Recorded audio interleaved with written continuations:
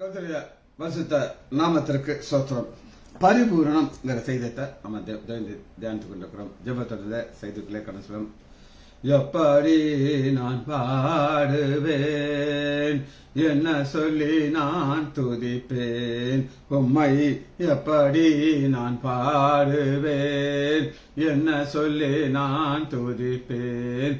ரத்தம் சிந்தி மீட்டவரே, இரக்கம் நிறைந்தவரே, ரத்தம் சிந்தி மீட்டவரே, இரக்கம் நிறைந்தவரே, ஐயா இரக்கம் நிறைந்தவரே, எப்படி நான் பாடுவேன், என்ன சொல்லி நான் துதிப்பேன். உந்தன் பாதம் அமர்ந்திருந்து ஓயாமல் முத்தம் செய்கிறேன், உந்தன் பாதம் அமர்ந்திருந்து ஓயாமல் முத்தம் செய்கிறேன், ஐயா ஓயாமல் முத்தம் செய்கிறேன். எப்படி நான் பாடுவேன், என்ன சொல்லி நான் துதிப்பேன். வருகையில் எடுத்துக் கொள்வீர், கூடவே வைத்துக் கொள்வீர், வருகையில் எடுத்துக் கொள்வீர், கூடவே வைத்துக் கொள்வீர், ஐயா கூடவே வைத்துக் கொள்வீர். எப்படி நான் பாடுவேன், என்ன சொல்லி நான் துதிப்பேன். இயேசுவின் நாமத்தினாலே ஜெபங்கள் பிதாவே, ஆமென். கர்த்தருடைய பரிசுத்த நாமத்திற்கு ஸ்தோத்திரம். லீலா பிரைஸ் எல்லாம். கர்த்தர் ஒரு வார்த்தையை கொடுத்திருக்கிறார். இரண்டு வார்த்தைகளை நம்ம கம்பேர் பண்ணி இந்த வசனத்தை தியானித்துக் கொண்டிருக்கிறோம். லூக்கா 19வது அதிகாரம் 26வது வசனம். ஒரு பெரிய ஒரு பணக்காரர் ஒரு ராஜ்யத்துக்கு செல்கிறார். தன்னிடத்தில் இருக்கிற தாளந்துகளை தன்னுடைய ஊழியக்காரர்களுக்கு பகிர்ந்து கொடுக்கிறார். கொடுத்துட்டு என்ன சொல்லுகிறார் அப்படின்னு கேட்டீங்கன்னா, அதற்கு அவன் உள்ளவன் எவனோ, உள்ளவன் எவனோ அப்படின்னா யாரா இருந்தாலும் சரி, அதாவது பாகுபாடுகள் கிடையாது. யூதன், கிரேக்கன், அடிமை, புரஜர், எவனோ யாருக்குனாலும் ஆண்டவர் தாளந்துகளை கொடுக்கிறார். தாளந்துகள் வித்தியாசமான தாளந்துகள் கொடுப்பார். எல்லாருக்கும் ஒரே தான், ஆனா அதை கொடுப்பார். கொடுத்துட்டு அவனுக்கு கொடுப்பார். இதே வசனத்தை மத்தேயு 25வது அதிகாரம் 24 வசனம், உள்ளவன் எவனோ அவனுக்கு கொடுக்கப்படும், அவன் பரிபூரணம் அடைவான். பரிபூரணம் ஒருத்தர் அடையலைன்னா என்ன அர்த்தம்னா, ஆண்டவர் கொடுத்த தாளந்த நீங்க உபயோகிக்கலன்னு அர்த்தம். நல்லா கேட்டுக்கணும். எவனோ அப்படிங்கிறாரு, அது யாரா இருந்தாலும் சரி, அது ஆணா இருந்தாலும் பெண்ணா இருந்தாலும் சரி, யாரா இருந்தாலும் அவங்களுக்கு தாளந்துகளை கொடுக்கிறார். கொடுத்துட்டு கவனமா பார்க்கிறார். அந்த கொடுத்துட்டு அவருக்குடைய நோக்கம் அவர் பரிபூர்ணம் அடையணும். சரி, இப்ப ஆண்டவர் உள்ளவனுக்கு கொடுக்கிறார். என்ன கொடுக்கிறார் அப்படின்னு நீங்க கேட்டீங்கன்னா, தானியேலுக்கு ஒரு காரியத்தை கொடுக்கிறார். தானியேலுக்கு ஒரு காரியத்தை கொடுக்கிறார். அது என்ன கொடுக்கிறார் அப்படின்னு கேட்டீங்கன்னா, வாசிப்போமா? தானியேல் 2வது அதிகாரம் 19வது வசனத்துல ஆண்டவர் தானியேலுக்கு என்ன கொடுக்கிறார் அப்படின்னு கேட்டீங்கன்னா,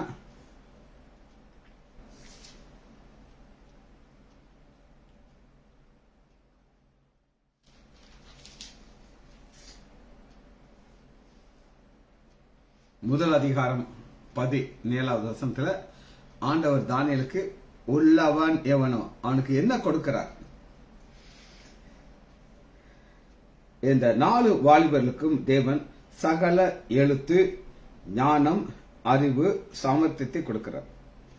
தானியேலுக்கு ஸ்பெசிபிக்கா என்ன கொடுக்கிறார் அப்படின்னு கேட்டீங்கன்னா, தானியேலுக்கு சகல தரிசனங்களையும் சொப்பனங்களையும் அறியத்தக்க அறிவுள்ளவனாக்குறார். இப்ப இங்க மரியாள் அப்படின்னு ஒரு சிஸ்டர் இருக்கா. அவளுக்கு இருக்கிற மெமரி, போன் நம்பர் பாத்தீங்கன்னா எத்தனை நம்பர் அவன் ஞாபகத்தில் சொல்றான்னு எனக்கு தெரியாது. எனக்கு ஏன் போன் நம்பரே எனக்கு தெரியாது. போன்ல எழுதி வச்சிருக்கேன். இப்ப கொஞ்சம் கொஞ்சமா அதை நான் மனப்பாடம் பண்ணிக்கிட்டு இருக்கிறேன். ஏன்னா யாராவது கேட்டா ரொம்ப அசிங்கமா இருக்கு. சரியா? அப்ப எனக்கு அந்த ஞானத்தை அவர் கொடுக்கவே இல்லை. அது 0 ஆக்கி வச்சிட்டாரு. ஒரு தடவை நான் சென்னைக்கு என்னுடைய சம்மந்தி, என்னுடைய மாப்பிள்ளையுடைய தங்கச்சி வீட்டுக்கு போயிருக்கேன். சென்னையில் போய் அன்றைக்கி எனக்கு ஃபாஸ்டிங் என்னுடைய சர்ஜரிக்கெலாம் முன்னாடி நான் வரேன்னு அவங்களுக்கு ஏற்கனவே தெரியும். என் மகன் சொல்லிட்டு அப்பா வர மாட்டாங்க, ஃபாஸ்டிங்கில் இருக்காரு, உங்கள்ட்ட வந்து பேச போகிறாரு அப்படின்னு சும்மா கேஷுவலாக பேசிகிட்டு இருக்கும்போது அவங்க எனக்கு ஒரு 4 ஜூஸ் கொடுத்தாங்க. ஐயோ நம்ம வீட்டுக்கு வந்திருக்காரு, வெறு வேறு அனுப்பக்கூடாது. இந்த ஜூஸை குடிச்சு ரொம்ப நேரம் பேசிட்டு வந்துட்டு வந்து சில மாதத்தில் தூத்துக்குடியில் ஒரு கல்யாணம். நான் அந்த கல்யாணத்துக்கு அட்டன் பண்ண போயிருக்கேன். அப்போ ஒருத்தர் வந்து வணக்கம் வச்சு, அண்ணாச்சி நல்லா இருக்கீங்களா அண்ணாச்சி அப்படின்னு. நல்லா இருக்கேன் அண்ணாச்சி வணக்கம் அப்படின்னு சொல்லிட்டு நைஸாக எஸ்கேப் ஆகிட்டு என் மகிட்ட கேட்டேன், ஏன் யாருமா இவர் எனக்கு தெரியவே இல்லையானே. எப்பா இவங்க வீட்டில் தான் போய் நீங்கள் 4 ஜூஸ் குடிச்சீங்கப்பா, நீங்கள் மறந்துட்டீங்கப்பா அப்படின்னு நினச்சினேன். அப்பாவுக்கு வயசாகுதுலம்மா, ஞாபக சக்தி இல்லைன்னு. போங்கப்பா போங்க, வாசனமெல்லாம் ஞாபகம் வச்சிருக்கீங்க, எந்த வாசனை எங்கே இருக்குன்னு தெரியும். என்ன நடந்துச்சுன்னா அன்னைக்கு அவர் நினைக்கவே இல்லை. அதுக்கப்புறம் என்ன செய்யலை, நினைக்கவே இல்லாதனால அவர் உங்கள் மெமரியை விட்டு போயிட்டாருன்னு சொல்லி. ஆனால் எங்கள் ஆண்டவர் மெமரி கிடையாது. என்ன கொடுக்குறாரு அப்படின்னு கேட்டீங்கன்னா, இதான் உள்ளவன் எவனோ அவனுக்கு கொடுக்கப்படும். தானியலுக்கு என்ன கொடுக்கப்பட்டது அப்படின்னு கேட்டீங்கன்னா, தானியலுக்கு சகல தரிசனங்களையும் சொப்பனங்களையும் அறியத்தக்கதாக அறிவுள்ளன. இப்படி ஒரு காரியத்தை தானியலுக்குள்ள வச்சுட்டாரு. இப்ப இந்த செய்தியுடைய நோக்கம் என்னன்னா, ஆண்டவர் ஒரு மனிதனை பரிபூர்ணமாக்கணும். பரிபூர்ணமாக்குறதுக்கு அவர் உள்ளவனுக்கு கொடுக்கிறார். சரி, கொடுத்துட்டார். இப்ப ஆண்டவர் என்ன செய்யறார் அப்படின்னு கேட்டாங்க, 2வது அதிகாரம் 19வது வசனத்துல தானியேல் 2:19. பின்பு தானியேல் ராக்காலத்திலே தானியேலுக்கு தரிசனத்தின் மறைபொருள் வெளிப்படுது. ராக்காலம்ங்கிறது என்ன அப்படின்னு நீங்க கேட்டீங்கன்னா, நம்முடைய ஆண்டவராக இயேசு கிறிஸ்து போய் கேட்டீங்கன்னா, யோவான்ல சொல்றாரு, ஒருவனும் கிரியை செய்ய முடியாத ராக்காலம் வருது. இந்த ராக்காலத்துல ஆண்டவருடைய கிருபை இருந்தா தான் கிரியை செய்ய முடியும். ஒருவனும் இந்த ராக்காலத்துல மரணம் சம்பவிக்க போகுது. யாருக்கு அப்படின்னு கேட்டீங்கன்னா, அந்த தேசத்தில் இருக்கிற எல்லா ஞானிகளுக்கும் இன்க்ளூடட் தானியலுக்கு. பாருங்க, இப்படிப்பட்ட ஒரு நெருக்கமான சூழ்நிலையில ஆண்டவர் கொண்டு வர்றாரு. காரணம் என்னன்னா, ஆண்டவருக்கு தன் பிள்ளைகளை பரிபூர்ணம் அடைய செய்யறது. சரி, தானியேல் யார் அப்படின்னு கேட்டீங்கன்னா, ஒரு அடிமையாக வந்தவர். முதல் வசனத்துல பாத்தீங்கன்னா, யூதா ராஜாவாகிய யோகியாக்கிம் அரசாண்ட 3ஆம் வருஷத்திலே பாபிலோன் ராஜா நேபுகாத்நேச்சார் முற்றையிட்டு எல்லாரும் என்ன செய்யறான், தூக்கிட்டு போயிடறான், திறமையில கொண்டு வர்றான். இவங்களை எதுக்காக கொண்டு வர்றான் அப்படின்னு கேட்டீங்கன்னா, அடிமைகள் தான். ஆனா இவங்களுக்கு நல்ல ஒரு பிரில்லியன்சியை யூஸ் பண்றதுக்காக கொண்டு வர்றான். நிறைய அடிமைகளை என்ன செய்வாங்கன்னா, இந்த கொத்தால் வேலை, சித்தால் வேலை இப்படிதான் யூஸ் பண்ணுவாங்க. ஏன்னா அதெல்லாம் கூமுட்டைகள், அது செய்யறது அதுக்கு லாய்க்கு. ஆனா ஆண்டவர் தானியேலை மட்டும் கொண்டு வந்து அவனை என்ன செய்யறாரு அப்படின்னு கேட்டீங்கன்னா, ஒரு ஸ்பெஷல் பவரை அவனுக்கு உள்ள வைக்கிறார். அது என்ன, சகல தரிசனங்களையும் சொப்பனங்களையும் அறியத்தக்க அறிவு. இந்த அறிவு எல்லாருக்கும் இருக்குமா? நோ, யாருக்கு இருக்காது. யாருக்கெல்லாம் இருக்காது அப்படின்னு கேட்டீங்கன்னா, 2வது அதிகாரத்துல ஒரு பெரிய லிஸ்டே இருக்குது. அந்த லிஸ்ட் என்ன அப்படின்னு கேட்டீங்கன்னா, 2வது அதிகாரம் 2வது வசனத்துல யாருக்கு இந்த அறிவு ஞானம் இருக்காது அப்படின்னு கேட்டீங்கன்னா, சாஸ்திரினா வைஸ் மென். அவங்க ஒவ்வொன்றிலையும் ஒரு ஸ்பெஷலிஸ்டா இருப்பாங்க. நம்ம மத்தேயு 2வது அதிகாரத்துல பாக்குறோம், சாஸ்திரிகள் நட்சத்திரத்தை பாக்குறாங்க. அந்த நட்சத்திரத்தை பார்த்து அவங்களால ஒண்ணு கண்டுபிடிக்க முடியும், என்ன நடக்க போகுதுங்கிறத அவங்க அசஸ் பண்ணிடுவாங்க. இது வந்து ஒரு சப்ஜெக்ட், இது ஒரு சயின்ஸ். 2வது யார் அப்படின்னு கேட்டீங்கன்னா, ஜோஷியக்காரர். இந்த ஜோஷியம்ங்கிறது என்ன அப்படின்னா, ஒரு ஏமாற்று. அவங்க 9 கிரகம் இருக்குங்கிறாங்க, அது உங்களோட பாக்குதுங்கிறாங்க. ஒரு தடவை எங்க அப்பா ஒரு ஜோக் சொன்னார். ஜோக்ல நடந்த சம்பவம். இல்லஸ்ட்ரேட் வீக்லி அப்படின்னு ஒரு புஸ்தகம் இருக்கான்னு எனக்கு தெரியாது. எங்க அப்பா காலத்துல ரொம்ப ஃபேமஸ். எங்க அப்பா அந்த இல்லஸ்ட்ரேட் வீக்லி ரொம்ப பிடிக்கும். அதுல ஒரு பேஜ்ல உங்களுக்கு என்ன நீங்க நட்சத்திரமோ அதுக்குரிய பலன் கிடைக்கும். இது ஒரு நாள் அந்த எடிட்டர் குல்சிப் அப்படின்னு ஒருத்தர், கரெக்ட் பேர் மறைச்சார். அவர் ஒரு சர்தாச்சு. ஒரு நாள் என்னாச்சு, இது எழுதி கொடுக்கிற அந்த ஜோஷியர் சிக்காயிட்டார். இவரு பார்த்தாரு, ஒரு 5 வருஷத்துக்கு முன்னாடி உள்ள ஒன்னு எடுத்து போட்டார். இது எவையான் பார்க்க போறாட்டு. அன்னைக்கு பார்த்தீங்கன்னா லெட்டர் மேல லெட்டர், லெட்டர் மேல லெட்டர். ஐயா எடிட்டர் அவர்களே, இந்த வாரத்துல இந்த ஜோஷியர் சொன்னது அப்படி பழிச்சிச்சுங்கன்னு சொல்லி அவர் சிரிச்சுக்கிட்டா சொல்றாங்க, கூமுட்டைகளா, இது 5 வருஷத்துக்கு முன்னாடி கொடுத்ததாப்பா, இது இன்னைக்கு கிடையாதுன்னு சொல்லி மக்களை முட்டாளாக்குறதுக்காக சில காரியங்கள் இருக்கு. அது இவங்க ஜோஷியக்காரர்கள். அடுத்து பாருங்க, தானியேல் 2வது அதிகாரம் 2வது வசனத்துல ஜோஷியர் சூனியக்காரர் கல்தையர் கொண்டு வந்து நிக்கிறாங்க. இவங்கள்ட்ட ஒவ்வொரு ஸ்பெஷலிஸ்ட் இருக்கும் அவங்களுக்கு. ஆனா என்ன இருக்காது அப்படின்னா, 1வது அதிகாரம் 17வது வசனத்துல தானியேலுக்கு சகல தரிசனங்களையும் சொப்பனுங்க அந்த அறிவு மாத்திரம் இவங்களுக்கு இருக்காது. இப்ப உங்களுக்கு மேட்டர் தெரியும், ஆண்டவர் சொப்பனத்தை நேபுகாத்நேச்சர் சொப்பனத்தை காண்றாரு.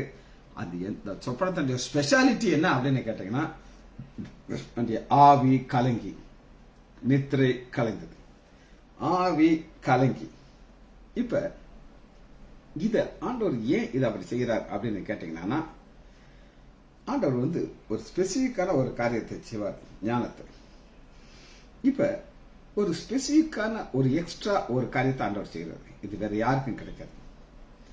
ஒரு சம்பவத்தை நான் உங்களுக்கு காட்ட போகிறேன். ஸ்பெசிபிக்கா ஒரு ஸ்பெஷல் ஒரு ஆசீர்வாதத்தை ஆண்டவர் ஒரு மனிதனுக்குன்னு அது வேற யாருக்கும் கொடுக்க மாட்டார். 1 சாமுவேல் எடுத்துக்கொள்ளுங்க, 9வது அதிகாரம் 3வது. 1 சாமுவேல் 9:3. கீஸ் குமாரனாகிய சவுல், ராஜாலாம் ஆகல அவரு. இவரு அப்பாவுக்கு ஒரு பிள்ளை, நல்லா டாலா ஸ்மார்ட்டா இருப்பார். இவருடைய கழுதை, அப்பாவுடைய கழுதை காணா போச்சு. கழுதை காணாம பண்ண உடனே இவரு தேடி போறார். ஆண்டவர் சாமுவேல்கிட்ட சொல்லிட்டாரு, ஒருத்தன் வருவான், அவன் தான் யாரு, இந்த தேசத்துக்கு ராஜா. பாருங்க, 1 சாமுவேல் 9வது அதிகாரம் 16வது வசனத்துல ஆண்டவர் ஸ்பெசிபிக்கா சொல்லிட்டார், இவன் தான் அப்படின்ட்டார். நாளை இந்நேரத்திலே பென்னியமீன் நாட்டானாகிய ஒரு மனுஷன் அனுப்புவேன். எல்லாம் ஆண்டவர் பிளான் பண்ணி அனுப்பிக்கிட்டே இருக்காரு. ஏன்னா அவனுக்கு ஒரு ஸ்பெசிபிக்கா ஒன்று வச்சிருக்காரு. அவனை என் ஜனமாகிய இஸ்ரவேல் மேல் அபிஷேகம் பண்ணு. அவன் என் ஜனத்தை எல்லாம் என் எப்படி ஒரு அன்பு பாருங்க, பிழைத்தனை நீக்கி ரட்சிப்பான் அப்படின்னு சொல்லி வெளிப்படுத்திட்டார். இப்ப வரும்பொழுது 24 வசனத்துல நல்லா தெரிஞ்சு போச்சு, சாமுவேலுக்கு ஒரு வரார். இவருக்கு ஸ்பெஷலா ஒண்ணு வச்சிருக்கிறார். அது என்னன்னு கேட்டீங்கன்னா, அப்பொழுது சமயக்காரன் ஒரு முன் தொடையையும் அதோடு இருந்த லெக் பீஸ், யார் யாரெல்லாம் சிக்கன் சாப்பிடுறாங்களோ அவங்களுக்கு தான் லெக் பீஸுடைய அருமை தெரியும். ரைட், முன்னந்தொடையும் அதை சவுலுக்கு வைத்தான். அப்பொழுது சாமுவேல், இதோ உனக்கு வைக்கப்பட்டது, இதை உனக்கு முன்பாக வைத்து சாப்பிடு அப்படின்னு சொல்லி ஸ்பெசிபிக்கா ஒரு காரியத்தை கொடுக்கிறார். ஸ்பெஷலா ஒரு சம்பவத்தை நான் உங்களுக்கு சொல்றேன். விரால் மீன் அப்படின்னு ஒரு மீன், விலாங்கு விரால், அது ஆத்து மீன். நாங்க ஒரு சில வருஷத்துக்கு முன்னாடி கொடைக்கானலுக்கு நாங்க போயிருந்தோம். டாக்டர்ஸ் ஒரு க்ளோஸ் ஒரு 20 பேர் நாங்க போயிருந்தோம். நான் ரசிக்க முன்னாடி அங்க என்னுடைய நண்பர் டாக்டர் புகழேந்தி பாண்டியன், இப்ப மதுரையில ரொம்ப ஒரு சீனியர் டாக்டர். அவர் என்ன பண்ணார் அப்படின்னு கேட்டீங்கன்னா, அந்த சமயக்காரன் சொன்னது, இதுக்கப்புறம் இந்த விரால் மீன்ல கழுத்து பீஸ் இருக்கு பார்த்தியா, அது ரொம்ப மசில்ஸ் நிறைய, அது எனக்கு வேணும் பார்த்துக்கோ, வேற யாருக்கும் கொடுத்துடக்கூடாது. அது அவன் என்கிட்ட எக்ஸ்பிளைன் பண்றான். இந்த விரால் மீன் அப்படி கழுத்தை எப்படி இப்படி இப்படி இப்படி ஆட்டி போகணும், அப்படி இப்படி எப்படி இப்படி அவன் இப்படி இப்படி பண்ணாலும் அந்த மசில்ஸ் எல்லாம் ரொம்ப ஸ்ட்ராங்கா இருக்கும், அது ரொம்ப டேஸ்டா இருக்கும் அப்படின்னு சொன்னான். எல்லாம் உட்காந்தாச்சு, பந்தி பரிமாறுறாங்க. இவன் பிளேட்ல இவன் இலையில வேற பீஸ் இருக்குது. அவன் அப்படியே பார்த்துக்கிட்டே இருக்கான், அப்படியே பார்த்துக்கிட்டே இருக்கான். கரெக்டா கண்டுபிடிச்சிட்டான் யார் இலையில அந்த கழுத்து பீஸ். நேரா இந்த பீஸ் எடுத்துட்டு கொண்டு போய் அந்த இலையில வச்சு அதை தூக்கிட்டு வந்து உட்காந்துட்டான். எனக்கெல்லாம் பயங்கர சிரிப்பா இருந்துச்சு. நான் எனக்கு கிடைச்ச பீஸை நான் சாப்பிட்டுக்கிட்டு இருக்கேன் இல்லைங்களா. ஒரு ஸ்பெசிபிக்கா ஒன்று ஆண்டவர் வச்சிருக்காரு. ஒரு சிலர் தட்டி எடுக்கிறாங்க, ஆனா ஆண்டவர் தான் வச்சிருந்தார். அதுபோல ஒரு ஞானத்தை வச்சிருக்கிறார். இது யாருக்குன்னா முன்தொடை சவுலுக்கு மாத்திரம்தான், வேற யாருக்கும் கிடையாது. சரி, இப்ப தானியேல் 1வது அதிகாரம் 19வது வசனத்துல பார்க்கிறோம். தானியேல் 1:19. ராஜா பேசுறார். பேசும் பொழுது வேறு ஒருவரும் காணும், ஆகையால் இவர்கள் ராஜ சமூகத்தில் நிற்கிறார்கள். ராஜாவால என்ன கண்டுபிடிச்சது அப்படின்னு கேட்டீங்கன்னா, அக்கா வெஜிடேரியன். ஆனா அக்காவுக்கு குறித்து நான் வச்சுன்னா ஒரு காரியத்தை சொல்றேன். அவர் வெஜிடேரியனா இருந்தாலும் பிள்ளைகளுக்காக நான்வெஜ் சமைப்பாங்க. அவங்க ஒரு ஹை ஜாதியை சேர்ந்தவங்க எங்க அக்கா. அவங்க நான்வெஜ் செஞ்சாங்கன்னா டேஸ்ட் பார்க்க மாட்டாங்க, ஆனா அவ்வளவு பிரமாதமா செய்வாங்க. சரி, எங்க அக்காவுக்கு ஒரு பெரிய ஆசீர்வாதத்தை ஆண்டவர் வச்சிருக்கிறார். இப்ப பாருங்க, 1 அதிகாரம் 20வது வசனத்துல ஞானத்திற்கும் புத்திக்கும் அடுத்த எந்த விஷயத்தில் ராஜா அவர்களை கேட்டு விசாரித்தானோ அதிலே தன் ராஜ்யம் எங்கும் உள்ள சகல சாஸ்திர ஜோதிகாரும் 10 times சமர்த்தனை காட்டுறோம். இது என்ன அப்படின்னு நீங்க கேட்டீங்கன்னா, ஆண்டவர் கொடுக்கிற ஞானம் டக்கு டக்கு டக்குன்னு வெளியே வரும். அது உள்ளே இருக்காது. கொடுக்கிற ஞானம் அப்படி ஒரு எக்ஸ்பர்ட்டான ஒரு ஞானமா இருக்கு. ஒரு சம்பவத்தை உங்களுக்கு நான் சொல்றேன். எங்களுடைய சொந்தக்காரத்துல ஒரு வீட்டுக்கு ஒரு கிஃப்ட் கொடுக்கறதுக்காக போயிருக்காங்க. அந்த நேரத்தில் எல்லாரும் ஆச்சரியப்படத்தக்கதாக ஒரு உயர்வு ஆண்டவர் கொடுக்கிறார். காரணம், அது ஒரு ஸ்பெஷல் கிஃப்ட். அதுக்கு மேல நான் சொல்ல முடியாது. சரி, இப்ப இவனை உயர்த்தணும். உயர்த்தி எங்க கொண்டு வரணும் அப்படின்னு நீங்க கேட்டீங்கன்னா,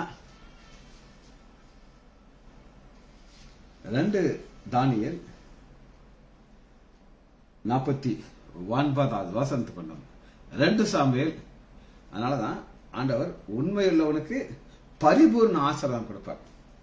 49வது வசனம். தானியேலோ வென்றால் ராஜாவின் குழு மண்டபத்தில் இவர் எங்க இருந்தார் அப்படின்னா, இந்த கைதிகள் இவங்களுக்கெல்லாம் ஒரு காமனா ஒரு இடம் கொடுத்திருப்பாங்க.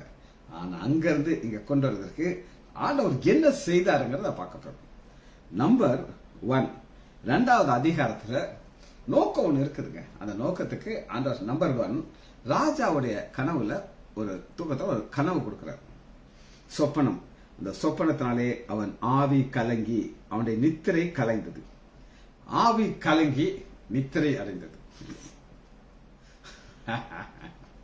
இது என்ன அப்படின்னு கேட்டீங்கன்னா, ஒரு சிலர் சில கனவு காப்பாங்க.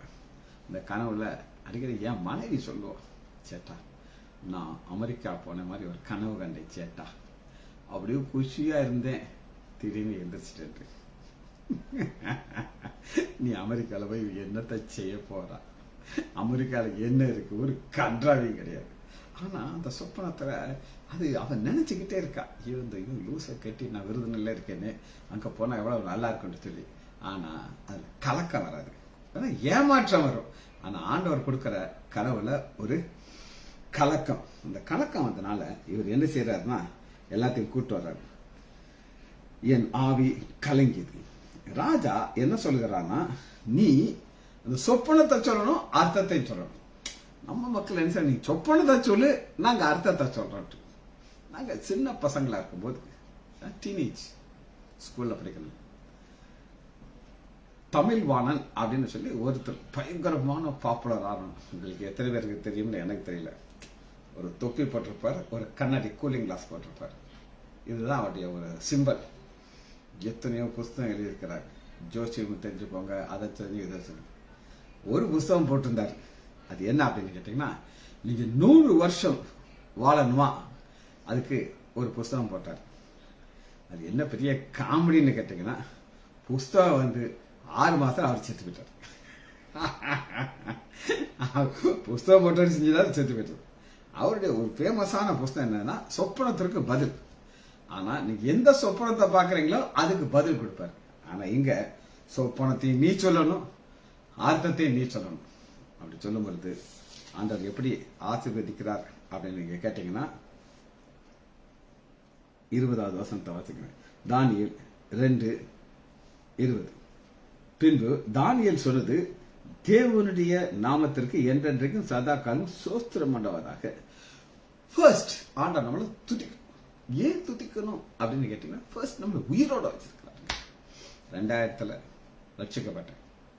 2015 எனக்கு ஒரு பைபாஸ் சர்ஜரி நடந்துச்சு. என் மாப்பிள்ள சொல்றாரு, ஏன் எங்க மாமாக்கு ஆபரேஷன் நடக்கணும். நடந்ததுனாலதான் உங்க முன்னாடி நான் ஜீவனோடு இருக்கேன். அடுத்து பாருங்க, ஞானமும் ஞானிகளுக்கு ஞானத்தையும் அறிவையும் கொடுக்கிறார். அவர் கொடுப்பார். ஏன் அவர் கொடுப்பார் அப்படின்னு கேட்டீங்கன்னா, அவர் பிள்ளைகளை உயர்த்துறதுக்கு அவர் அதை கொடுப்பார். அது பாருங்க 22. அவரே, நல்லா கேட்டீங்கன்னா, அவரேனா அது அவரால் மாத்திர முடியும். என்ன முடியும்னா ஆழம். இந்த ஆழங்கிறது ஒரு பயங்கரமான ஒரு வார்த்தைங்க. இன்னைக்கு இந்த ஆழத்தை நீங்க எப்படி நீங்க பார்க்கலாம் அப்படின்னு நீங்க கேட்டீங்கன்னா, நான் தரிசனத்தை ஃபுல்லா நான் விளக்கப்படுகிறது. ஆனா தரிசனத்துல ஃபர்ஸ்ட் என்ன இருக்குன்னா தலை. அந்த தலைங்கிறது இந்த நேபுகாத்நேச்சார் கோல்ட். இந்த கோல்டுன்னா என்ன அர்த்தம் அப்படின்னு கேட்டீங்கன்னா, அவர் வைக்கிறதா சட்டம். ஞானிகளை கொள்ளுனா எல்லாத்தையும் கொன்றணும், மீறி யாரும் பேச முடியாது. ஆனா அதுக்கு அடுத்து வர்றது என்ன அப்படின்னு கேட்டீங்கன்னா, கொஞ்சம் கொஞ்சமா குறையுது. கீழ்த்தரமான வேற ராஜ்யம், அப்புறம் வெண்கலமான 3வது ராஜ்யம். இந்த கீழ்த்தரமான ராஜ்யம் என்ன அப்படின்னு கேட்டீங்கன்னா, அடுத்து வருகிற ராஜ்யம். அந்த ராஜா முத்திரையை போட்டார். இப்ப தானியேலை சிங்கக்கோவில போடணும். ஏன்னா ராஜாவை தவிர வேற யாரையாவது நீங்க வணங்கினீங்கன்னா சிங்கக்கோவில போடணும். ராஜாக்கு பயங்கர ஆசை, ஐயோ எப்படியாவது இவனை வெளியில கொண்டு வர முடிய மாட்டேன். ஆனா அவர் நினைச்சாலும் முடியல. இன்னைக்கு ஒரு எம்எல்ஏ, ஒரு எம்பி, ஒரு மினிஸ்டர் ஒரு போன் அடிச்சா வேலை நடந்துடும். அந்த அளவுக்கு மக்களுக்கு பவர் இருக்கு. ஆனா ராஜாக்கு பவர் இல்லை. அதனால அது ஒரு கீழ்த்தரமான ராஜ்யம். அடுத்து பாருங்க, ஷோல்டரை காட்டுறாரு. அப்படி பார்த்து அது மேதிய பர்ஷியா. 41வது வசனம் இன்னைக்கு இருக்கிற காரியத்தையும் வெளிப்படுத்துறார். பாதங்கள், கால், விரல் பாதி குயவனுடைய களிமண், பாதி இரும்பும் இருக்குது. அது ரெண்டும் கலந்து இருக்குது. அது உறுதி இல்லாத தன்மையை காட்டுறது. சில வருஷத்துக்கு முன்னாடி சென்ட்ரல்ல காங்கிரஸும் கம்யூனிஸ்டும் சேர்ந்து ஆட்சியை பண்ணாங்க. உங்களுக்கு தெரியுமா தெரியாது? எல்லாம் இது நடந்த சம்பவத்தான் நான் சொல்றேன். காங்கிரஸும் கம்யூனிஸ்டும் கலக்க முடியுமா? முடியாது. கொஞ்ச நாள் இருந்துச்சு, 2ஆ பிரிச்சுட்டாங்க. எல்லாத்தையும் என்ன செய்யறாரு? ஆண்டவர் காட்டுறாரு. அதைத்தான் நம்ம பார்க்கிறோம். அவர் கொடுக்கிற ஞானம் வெளி வருங்க.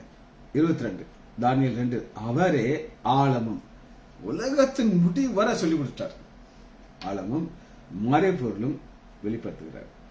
இருளில் இருக்கிறதை அவர் அறிவார், வெளிச்சத்தில் வெளிச்சம் அவரிடத்தில் இருள். இந்த இருள்ங்கிறது என்ன அப்படின்னு நீங்க கேட்டீங்கன்னா, நம் வாழ்க்கையில ஒரு இருளான ஒரு காரியம் வரும். ஆனா நீங்க அதை ஸ்டாண்ட் பண்ணணும். ஆண்டவருடைய வெளிச்சமாக இருப்பார், என்னை வெளிச்சத்துக்கு கொண்டு வருவார்ங்கிற ஒரு நிச்சயம் நமக்கு இருக்கணும். இதுதான் காரியம். சரி, 1வது அதிகாரம்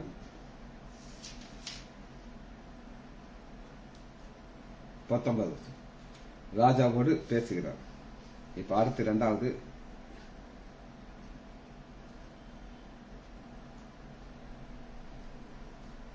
25வது வசனம். இப்ப அப்பொழுது ஆரியகோ தானியேல் ராஜாவுக்கு முன்பாக தீவிரமாக அழைத்துக் கொண்டு போய், சிறைப்பட்டு வந்த யூதா தேசத்தில் ஒரு புருஷனை கண்டுபிடித்தேன். பொய். ஏன் பொய்னா, தானியேல் தான் இந்த சீஃப்ட வந்து சொல்றாரு. ஆனா இவர் என்ன சொல்றாரு? நான் வலை வீசி தேடி கண்டுபிடிச்சு ஒருத்தனை உங்கள்ட்ட கூட்டிட்டு வந்துட்டேன். இது எல்லாருடைய காரியம். நான் யாரு தெரியுமா, நான் எப்படிப்பட்டவன் தெரியுமா, எங்க அப்பா யாரு தெரியுமா, இதெல்லாமே 10 பைசாக்கு பிரயோஜனம் கிடையாது. 26 ராஜா பெல்சாத்சார் என்னும் நாமமுள்ள தானியேல் நோக்கி, நான் கண்ட சொப்பனத்தையும் அதன் அர்த்தத்தையும் நீர் அறிவிக்க போடுமா? சொப்பனத்தை சொல்லணும், அர்த்தத்தையும் சொல்லணும். நீ எங்கிட்ட வந்து என்ன செய்யக்கூடாது, சொப்பனம் எதுன்னு கேட்கக்கூடாது. 27 தானியேல் சொல்ற பதில பாருங்க. தானியேல ஒரு குழு மண்டபத்துல போய் ஆண்டவர் உட்கார வைக்கிறார்னா இதுதான் காரணம். ரைட். தானியேல் ராஜ சமூகத்திலே பிரதித்திரமாக ராஜா கேட்கிற மறைபொருளை ராஜாவுக்கு அறிவிக்க ஞானி, ஜோசியக்காரர், சாஸ்திரிகள் குறிச்சொல்லால் முடியாம போச்சு.